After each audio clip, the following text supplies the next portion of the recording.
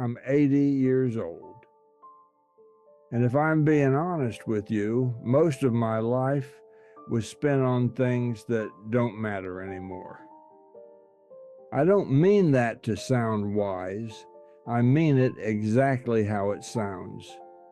I spent decades, actual decades, worried sick about what people thought of me.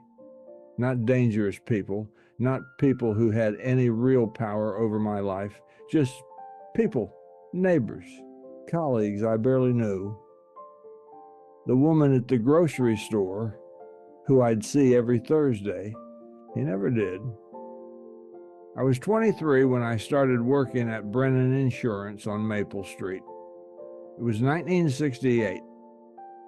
The office had green carpet that smelled like cigarettes and old coffee. My desk faced the window, and I could see the parking lot where I'd park my Ford Falcon every morning at 10 to 8.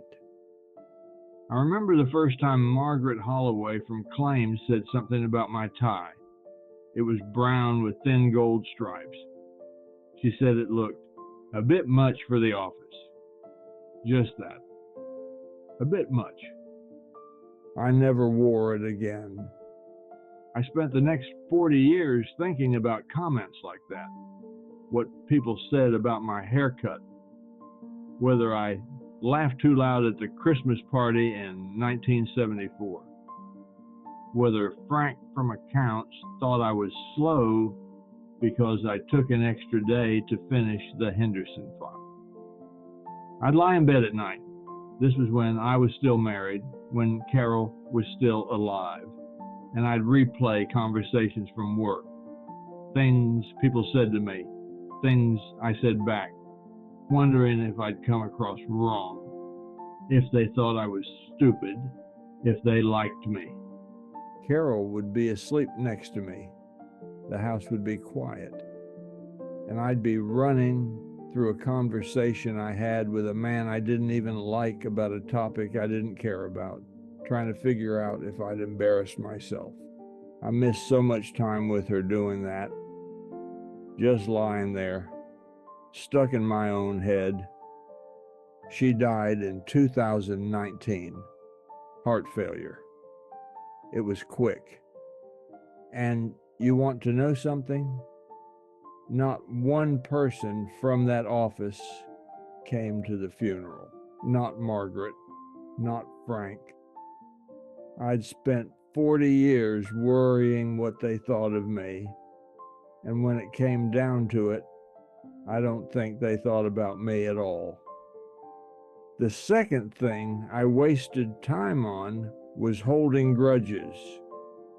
My brother Dennis borrowed money from me in 1981, $3,000. That was real money back then. He said he needed it for his business. He was trying to start a landscaping company. Said he'd pay me back in 6 months. I stopped talking to him completely. Wouldn't take his calls. Wouldn't go to family gatherings if I knew he'd be there. Our mother would beg me to let it go, but I wouldn't. I'd tell her it was about principle, about respect. What it really was me being small. We didn't speak for 11 years. 11 years. Over $3,000 that I didn't even need. I had a good job. Carol worked part-time at the library. We owned our house. That money wasn't going to make or break us, but I held on to it. The anger felt good. It felt righteous. Dennis called me in 1992, late at night. He'd been diagnosed with cancer, pancreatic. He wanted to see me, wanted to apologize. I almost didn't go. I did eventually. Drove 2 hours to his place in Harrisburg. He looked thin, gray. He apologized for the money, said he'd tried to pay me back. but things had fallen apart with the business and then with his marriage, and he just couldn't find a way to bring it up. I told him it was fine, that it didn't matter. He died 6 weeks later. And the truth is, I wasted 11 years being angry at my own brother. 11 years I could have spent knowing his kids. 11 Thanksgivings, 11 Christmases, birthdays, regular Tuesdays, all gone because I decided $3,000 was worth more than my brother. The third thing was work. God, the amount of time I spent at that office.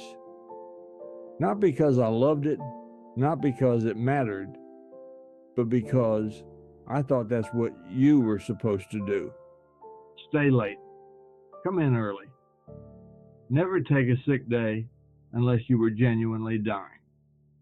I worked through Carol's birthday one year, 1977, I think, because we had a big audit coming up. She said she understood. She always said she understood. I worked the Saturday our daughter Jenny had her 8th grade graduation. I worked the evening of our anniversary in 1983 because Stan Pritchard asked me to help him with the Morrison account. I thought I was being responsible, dependable. I thought that's what made you a good man.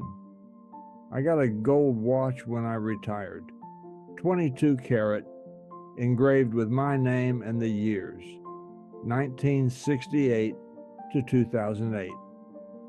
40 years of service. It sits in a drawer now. I don't wear it. I don't even look at it. You know what I remember from those 40 years? The green carpet, the hum of the fluorescent lights, the smell of burnt coffee from the break room, the sound of Doris typing at the desk next to mine. You know what I don't remember? Almost anything that actually mattered, the work itself, the policies I reviewed, the claims I processed. It's all just gone. But I remember missing Jenny's graduation. I remember Carol sitting alone at the restaurant on our anniversary, waiting for me to show up. I remember choosing a job I didn't care about over people I loved. The fourth thing was stuff. We bought a house in 1971, 3 bedrooms, brick front, decent yard. It cost $32,000. We thought we were doing well, but it wasn't enough. I wanted a bigger house, a nicer car. I wanted the riding mower instead of the push mower. I wanted the color television, the good stereo system, the leather couch.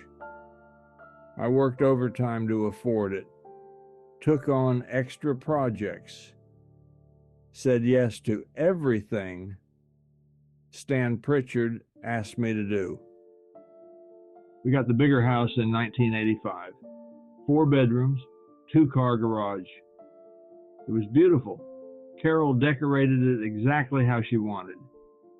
We had a dining room we never used, a living room we kept pristine for guests who rarely came. I was proud of that house, proud of the Buick LaCebre in the driveway, proud of the grill I'd bought for the back deck. Carol died in that house, in the bedroom upstairs, and after she was gone, it was just me and 4 bedrooms and 2 bathrooms and a living room I never sat in. I sold it last year, moved into a 1-bedroom apartment at Meadowbrook Senior Living. I got rid of most of the furniture, the couch, the dining room table, the good china Carol had picked out. None of it mattered. None of it ever mattered. I'd spent decades accumulating things I thought would make me happy. And in the end, they were just more things I had to get rid of. The fifth thing, and this one's the hardest to say, was staying quiet. I spent my whole life not saying what I actually thought, not speaking up when something bothered me, not telling people how I really felt. I never told Carol I was unhappy at Brennan Insurance, never told her I wanted to quit, that I thought about it almost every day for 20 years. I never told my daughter I was proud of her. Not really, not in a way that counted. She'd tell me about her life, her job, her kids, and I'd just nod, say, "That's good," or "Sounds nice." I never told Dennis I forgave him, not while it mattered, not while he was healthy enough to hear it properly. I just kept things to myself. Thought it was easier that way, thought it was safer. But what I was really doing was hiding from everything, from conflict, from vulnerability, from being known. Carol used to ask me what I was thinking. She'd ask me all the time. We'd be sitting at dinner or watching television, and she'd look at me and say, "What's going on in that head of yours?" And I'd say, "Nothing," or "Just tired."